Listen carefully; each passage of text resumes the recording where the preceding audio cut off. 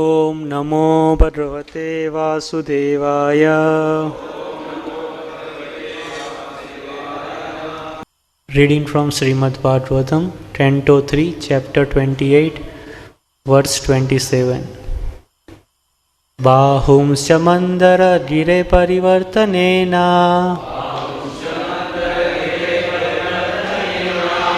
nirnitta bahu valayan adilotrapalan Sanchintaye dasa sataram asahya teja Santram cha tattara saro ruharaj hamsam. Translation and purport by His Divine Grace A.C. Bhaktivedanta Swami Srila Prabhupada.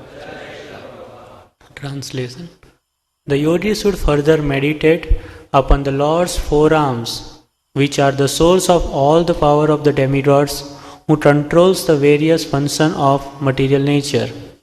Then the yogi should concentrate on the polished ornaments which were burnished by Mount Mandara as it revolved. He should also duly contemplate the Lord's disk, the Sudarsana Chakra, which contains 1,000 spots and a dazzling lustre, as well as the conch, which looks like a swan in his lotus-like palm. Purport by His Divine Grace A.C. Bhaktivedanta Swami Srila Prabhupada. Jai Prabhupada. All departments of law and order emanates from the arms of the Supreme Personality of Godhead. The law and order of the universe is directed by different demigods, and it is here said to emanate from the Lord's arms. Mandara Hill is mentioned here because when the ocean was churned by the demons on one side and the demigods on other, Mandara Hill was taken as the churning rod. The Lord in His tortoise incarnation became the pivot for the churning rod, and thus His ornaments were polished by the turning of Mandara Hill. In other words, the ornaments on the arms of the Lord are as brilliant and lustrous as if they had been polished very recently. The wheel in the hand of the Lord, called the Sudarsana Chakra, has 1,000 spots. The yogi is advised to meditate upon each of the spots. He should meditate upon each and every one of the component parts of the transcendental form of the Lord. Thus ends the Bhaktivedanta Purport. Transcendental form of the Lord. And in today's verse, Kapila is describing about the shoulders and the Sudarshana Chakra and the Shankha held by the Lord. Bahumscha mandhara gire parivarthanena nirnikta bahu valayan adhiloka palan. Bahum, his shoulders, and which are the adhiloka palan, which are the source of the power in the universe for the devatas to control the various aspects of the universe.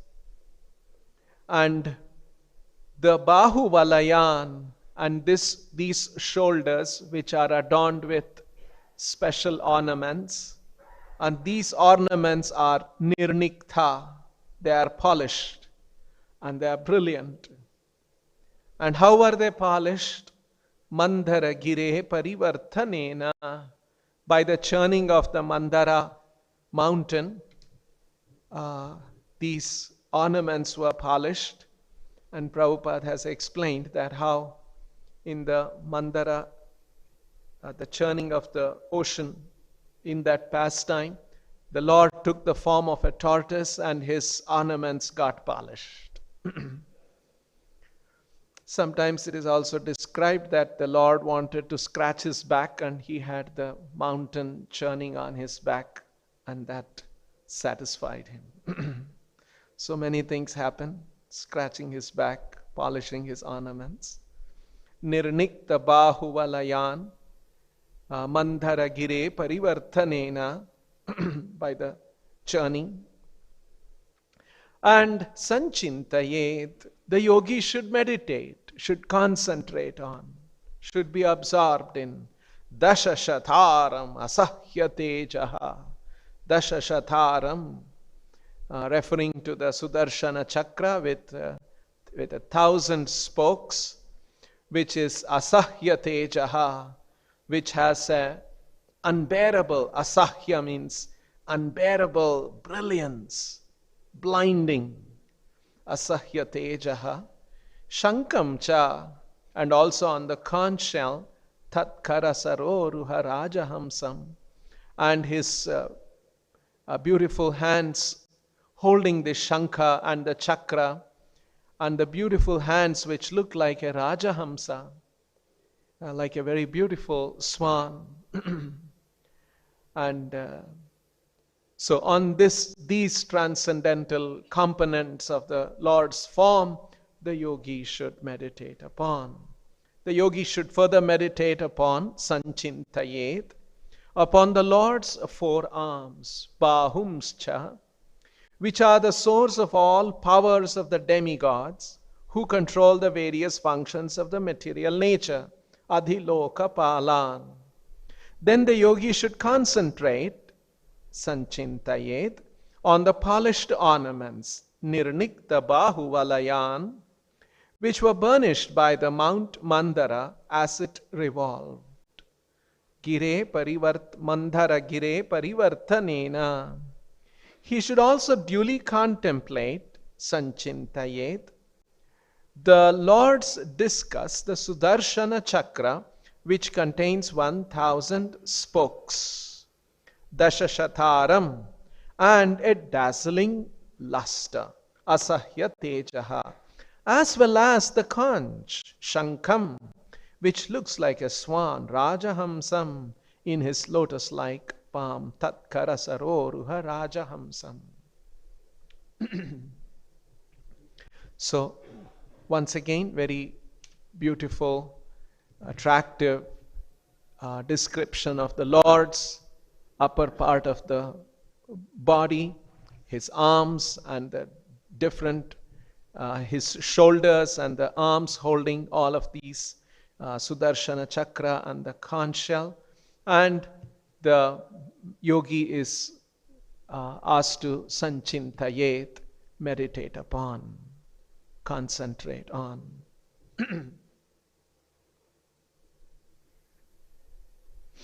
Once Srila Prabhupada was in San Francisco, very early days, and so devotees arranged a radio show for him. He wanted to preach. So Prabhupada went to this radio show, and then generally in these kind of radio shows, they would ask, Prabhupada would not be very happy. He wanted to discuss philosophy, give his message of Krishna consciousness. Most of these interviewers would ask very basic questions. Why have you painted your forehead? What does that mean? And why do you shave your head? Why do you have a small bit of hair on the back of your head? You know, these kind of questions, and Prabhupada would not be happy. So he wanted to discuss philosophy. So the young devotees knew that. So they all planned. It was a short interview and then a call-in questions. The people, listeners could call in. So devotees all made up, they had planned out, and they would ask different questions. And so after the little bit of an introduction, and then the interviewer said, so now we can expect some questions from any callers are there. And then bang, one of the devotees called a question, asked a question, called in and asked a question. What is the purpose of life, Swamiji? And so Prabhupada didn't know this. His followers were asking. So it's a very good question. And Prabhupada was very happy. Unlike, the tilak and those kind of shika questions. So Prabhupada was very happy, and then he answered that. And then after about 5 minutes or 8 minutes of answering that, there was another call. And then the interviewer said, there's one more question.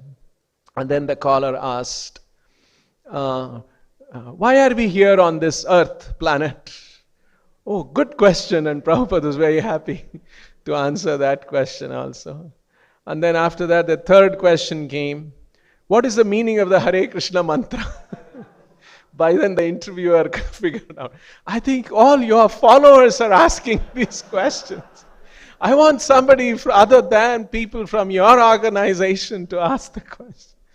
So then the devotees backed out and they didn't ask. And then some other woman asked a question and it went on. So,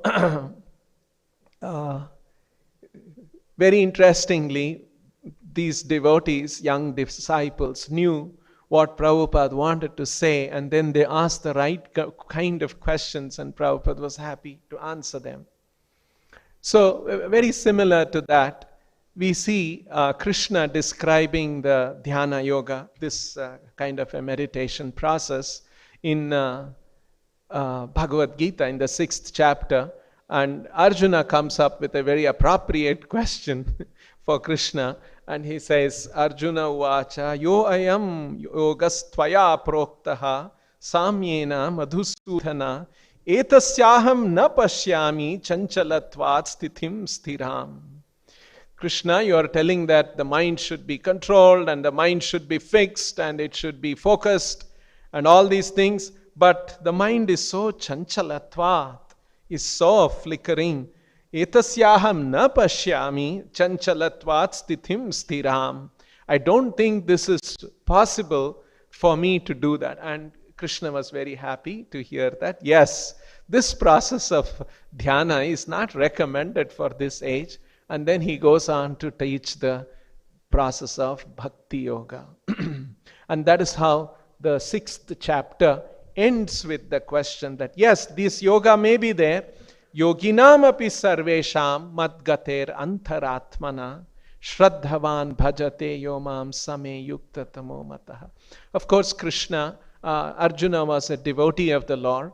And all the questions that Arjuna was asking was to steer Krishna to tell what he wanted to say. And so it was under the Yoga Maya's potency. Arjuna became bewildered about his duty, felt attached to all of his family members, apparently looked like he had forgotten Krishna's true position, and Krishna wanted this battle to happen, and then he asked all those different questions. And so in the same way, in this chapter also, in the 6th chapter, when Krishna is describing the dhyana yoga process, he asked the very right question that my mind is so flickering and so uncontrolled and it is so powerful. It is not, I don't think I'll be able to follow this yoga process. What is it that we should do? And then Krishna goes on to explain that. Yes, this is also a yoga process, but then there are even higher yoga process. And then Krishna has explained, yoginam api sarvesham madgathena antaratmana. Antaratmana, in his heart. Madgathena means to be always thinking of him in the core of his heart. Madgathena antaratmana. To be absorbed in Krishna in the core of his heart. Yoginam api sarvesham madgathena antaratmana shraddhavan bhajate yomam. And with great transcendental faith, shraddhavan bhajate, one who is serving. Yomam same yuktatamo mataha. He is most yuktatama. Yukta means engaged. Yuktatama means properly engaged. Yuktatara means properly engaged. Yuktatama means most properly, rightly engaged. He is rightly situated. Yuktatamo mataha. And that is why this is considered the highest yoga. So, two things Krishna has mentioned. Madgatena antaratma. Antaratmana madgatena. To be always thinking of him. Madgatena, thinking of me. And Shraddhavan bhajate. And one who is serving him with great transcendental faith. So, Prabhupada points this out. There is actually a very confidential meaning behind these things, which means to be always thinking of Krishna in the core of one's heart and rendering loving service to him with Shraddhavan, with faith. And Srila Prabhupada points out, if we have to fix our mind on someone, like say if we have to fix our mind on something, because mind is Chanchalatvat Sthithim Sthiram, it is very, very difficult, it is running here and there. How can we ever fix the mind on someone? To fix the mind on somebody, a prerequisite is love. Just like Prabhupada gives these examples, when a young boy meets a young girl and some kind of a chemistry happens between them, we hear about, and the boy falls in love with the girl and the girl falls in love with the boy, and after that the boy is always thinking of her and the girl will always be thinking of the boy. Isn't it? This is a natural thing that we have seen. No other circumstance when a mind can become fixed on something, only when it is driven by the power of love.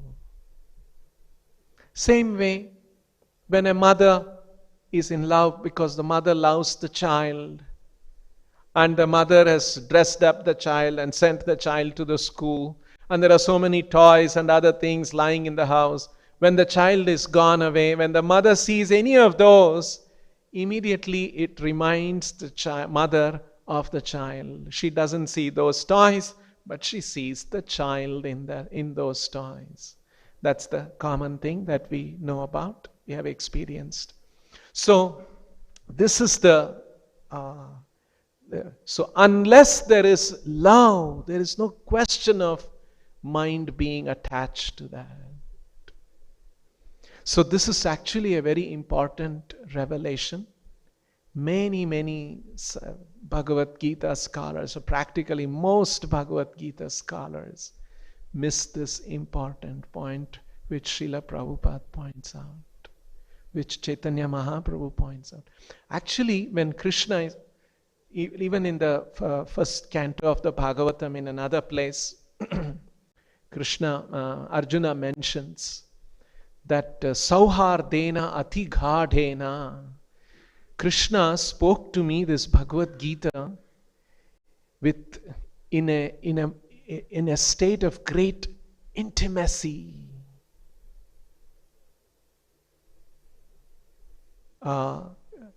Krishna uses these words, Ishtosi me drudhamiti tatho vakshyami te hitam.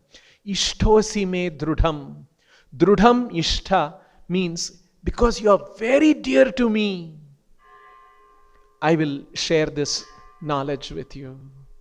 Somebody, Lord Krishna, He is the Supreme Lord, and somebody very dear to Him. So, only to such someone who is very dear, He will share the most, things which will not be shared with anybody. So, it is actually the very, very confidential information that Krishna has shared, and that is that we have to fix our mind on Him, and that can happen only when there is love. In other words, Krishna is saying, develop your love for me. And many people miss this out. And our acharyas describe, Prabhupada also points out, in the sixth, usually Arjuna is asking questions and Krishna is answering. Now this question that Arjuna has asked, and Krishna has brought this topic, Mat gatena antaratmana shraddhavan bhajate yomam same yukta tamo mataha. Now Krishna is feeling so merciful to the living entities and he wants to tell more. And so in the 7th chapter, first In the entire, Krishna wants to explain more and more about him, and so there is no Arjuna asking any question. Shri Bhagavan Uvacha Maya Sakta Mana Partha Yogam Yunjan Madashraya. Krishna goes on to explain in the 7th chapter, and the entire chapter Arjuna doesn't ask a question. Krishna is so happy to give this information. And he ended with that 6th chapter ends with Yoginam api sarvesham matgater antaratmana shraddhavan bhajate yomam same yukta tamomataha. And in the 7th chapter, Krishna begins Maya sakta mana partha. Manaha, mai asakta manaha. Mind attached to me.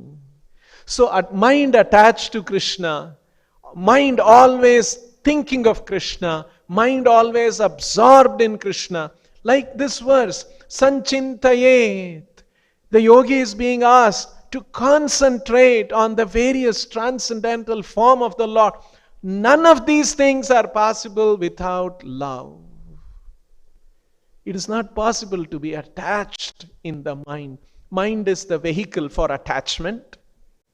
And so Krishna is explaining, Maya sakta mana partha yogam yunjan madashrayaha. Mai asakta manaha, mai ashrayaha, madashrayaha.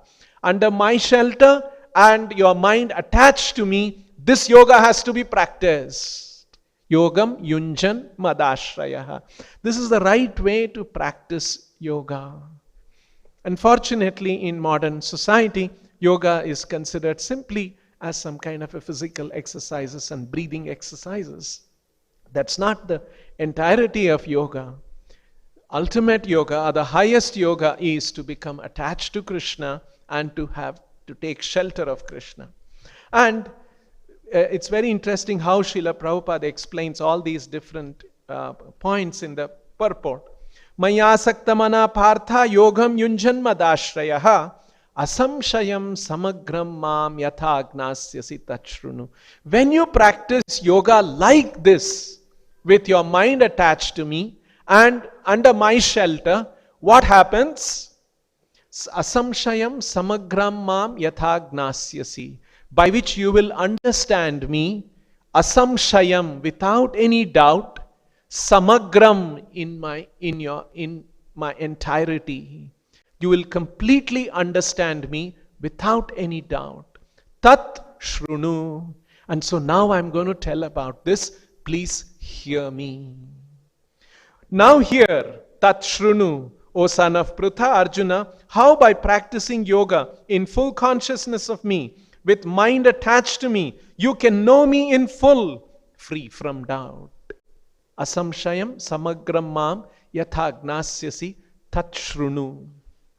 Hearing, you hear tat shrunu, and when you hear me, what will be the result of that? Asamshayam samagram mam yatha gnasyasi. Gnasyasi, asamshayam samagram gnasyasi. You will know me completely without a doubt. So, taking this, Prabhupada explains in the purport, this is how the process of bhakti develops. It begins with shrunu, tat shrunu. And Prabhupada quotes these series of verses from the Bhagavatam 2nd canto. Shrunvatam swakatha Krishna punya shravana kirtanaha hrudayantastohya bhadrani vidhunoti suhrutsatam. It begins with Shrunvatam swakatha Krishna. Hearing about Krishna Katha, that is the beginning of the development of bhakti. And then how does it progress? Nashta prayeshva badreshu nityam bhagavata sevaya bhagavat yuttama shloke bhaktir bhavati naishtiki tada rajastamo bhavaha kamalo bhadayaschaye cheta ethairana viddham sthitam sattve prasidati evam prasanna manaso bhagavat bhakti yogataha bhagavat tattva vignanam mukta sangasya jayate bhidyate hridaya grantis chidyante sarva samshaya. Chidyante sarva samshaya, free from all doubts. It begins with Shrunvatam Swakatha Krishna. You will come to a stage where chidyante sarva samshayah kshiyante chasya karmani drishta eva atmanishvare. And that's why in the purport, when Prabhupada is translating these series of verses, he says, thus Bhakti Yoga severs the hard knot of material affection and enables one to come at once to the stage of asamshayam samagram, understanding of the supreme absolute truth, personality of Godhead. You see the link? How Srila Prabhupada is explaining the original words of the Bhagavad Gita. It begins with Tachrunu and it ends with Asamshayam Samagram, understanding, free from doubt and complete understanding of the absolute truth. Asamshayam Samagram, understanding of the supreme absolute truth, personality of Godhead. And how does it all begin? Tachrunu, Shrunvatam. It is by hearing, not by any mental speculation. One has to hear from Krishna, or one has to hear from a representative of Krishna. This is the process. Therefore, Prabhupada concludes the purport in the Gita, therefore, only by hearing from Krishna or from his devotee in Krishna consciousness can one understand the signs of Krishna. So, like this, the real import of all of this is that we have to develop love for Krishna. Otherwise, it is not possible for the mind to concentrate on the Lord, to be absorbed in the Lord. And here another important thing is asamshayam. Here in the previous verse, yoginam api sarvesham madgater antaratmana shraddhavan, with transcendental faith. Now, in the 9th chapter, Prabhupada explains that there are 18 chapters in the Gita. The first 6 chapters describe the constitution of the soul, constitution of the body, the material, some aspects of the material nature, and all of that, and different yoga processes, and ends with 6th chapter ending, yoginam api sarvesham madgater antaratmana shraddhavan bhajate yomam same yukta tamo mataha.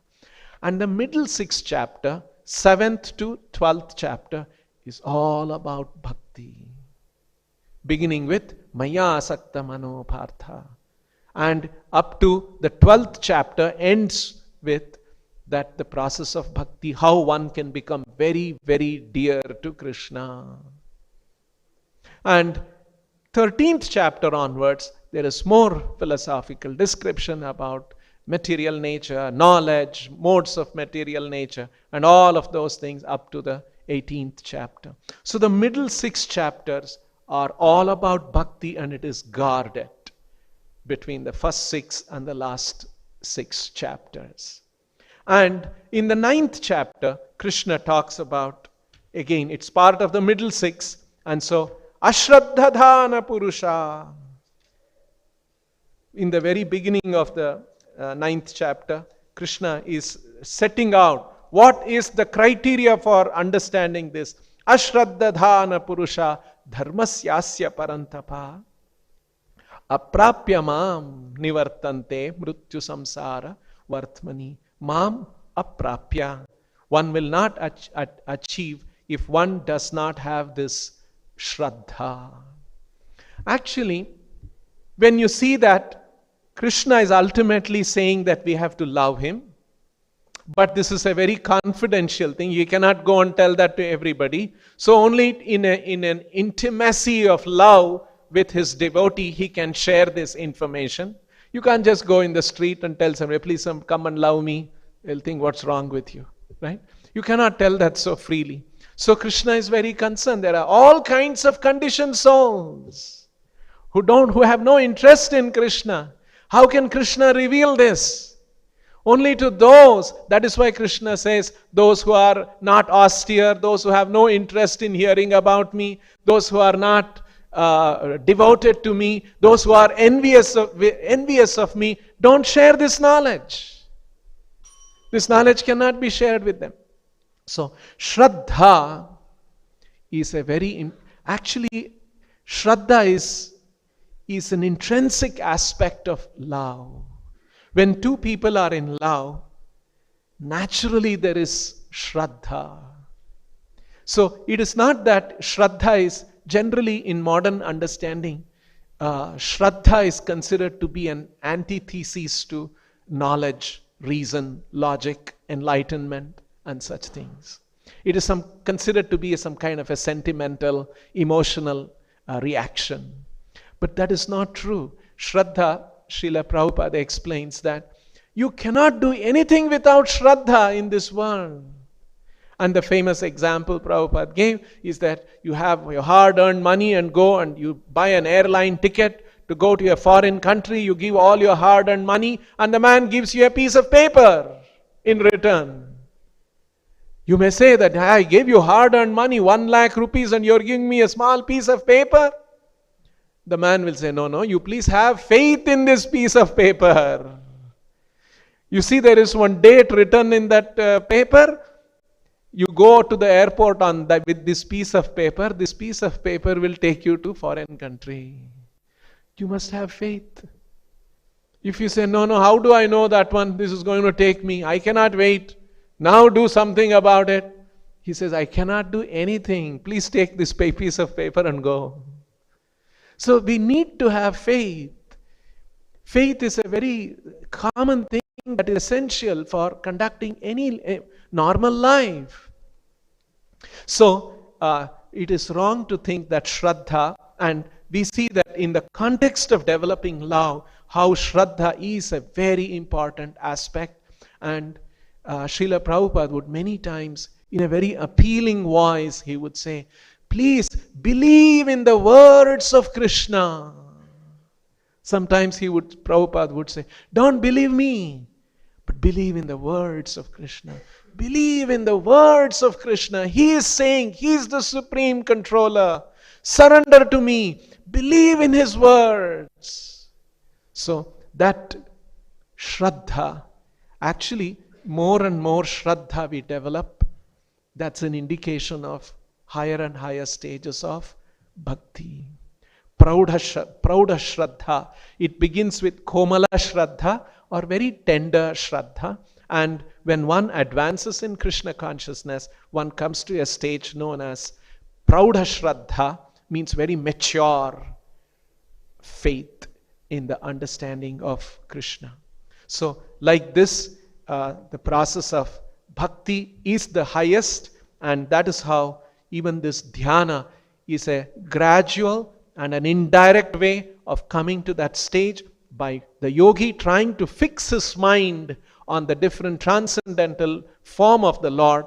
And the process of Krishna consciousness is to hear about Krishna from a pure devotee. And once you hear, then hearing is all part of the bhajana kriya. Right? Adhau Shraddha Tata Sadhu Sangha Atha Bhajana Kriya. It begins with Sadhu Sangha. What do the sadhus do? Sadhus talk about Krishna. So Shravanam begins there. And then it continues, and Bhajana Kriya is to perform serious devotional service. There is one very interesting explanation Prabhupada gives. Sadhu Sangha should be such that when somebody associates with a sadhu, the true test of the sadhu sangha interaction has happened. The result is, in that person, there should be an anxiety developed that yes, I must practice spiritual life. That's the real kind of a sadhu sangha. We are supposed to be sadhus and we are supposed to be giving sangha to people. Right? The real test is that when there is sadhu sangha, the person receiving and experiencing the sadhu sangha, it should result in anxiety that yes, this is so wonderful, Krishna consciousness. I must practice this seriously. And then Prabhupada explains that anxiety to practice spiritual life is called initiation. That's the wonderful definition that Prabhupada gave, that is initiation. And we see how Srila Prabhupada created that anxiety, and he's continuing to create. By reading his books, we become so inspired by his Sangha that we become more and more anxious. And that's how Srila Prabhupada is continuously initiating us in transcendental knowledge. We'll stop here. Grantaraj Srimad Bhagavatam ki, Srila Prabhupada ki.